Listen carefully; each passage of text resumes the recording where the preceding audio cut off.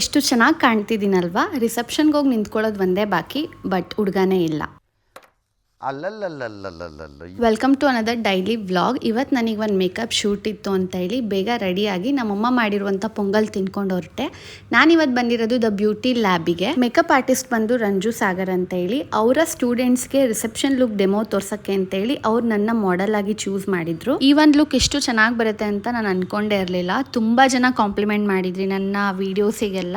So ಎಲ್ಲ credits Ranjita ಅವರಿಗೆ ಹೋಗಬೇಕು. ನೀವು ನಿಮ್ಮ ಒಂದು ಸ್ಪೆಷಲ್ ಡೇ ಅಲ್ಲಿ ಇಷ್ಟು ಚೆನ್ನಾಗಿ ಕಾಣಬೇಕಂದ್ರೆ ಅವ್ರನ್ನ ಕಾಂಟ್ಯಾಕ್ಟ್ ಮಾಡಿ. ಕಂಪ್ಲೀಟ್ ಡೀಟೇಲ್ಸ್ನ ಕ್ಯಾಪ್ಷನಲ್ಲಿ ಕೊಟ್ಟಿರ್ತೀನಿ.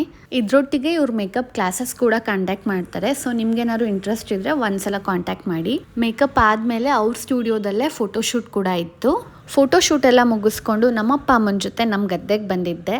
ಆ್ಯಂಡ್ ಇಲ್ಲಿ ಒಂದು ಒಳ್ಳೆ ಸನ್ಸೆಟ್ನ ನೋಡಿದೆ. ಆ್ಯಕ್ಚುಲಿ ಗದ್ದೆಗೆ ಹೋಗಿ ತುಂಬ ದಿನನೇ ಆಗಿತ್ತು. ಅಲ್ಲಿಂದ ಮನೆಗೆ ಬಂದು ರೆಡಿಯಾಗಿ ಜಿಮ್ಮಿಗೆ ಹೊರಟೆ. ಜಿಮ್ಮಲ್ಲಿ ನನಗೆ ಲೆಗ್ ವರ್ಕೌಟ್ ಇತ್ತು. ಅದನ್ನು ಮುಗಿಸಿ ಮಿರರ್ ಮುಂದೆ ಒಂದೆರಡು ಫೋಟೋ ವಿಡಿಯೋ ತೊಗೊಂಡು ನನ್ನ ಒಂದು ಡೇನ ನಾನು ಎಂಡ್ ಮಾಡಿದೆ.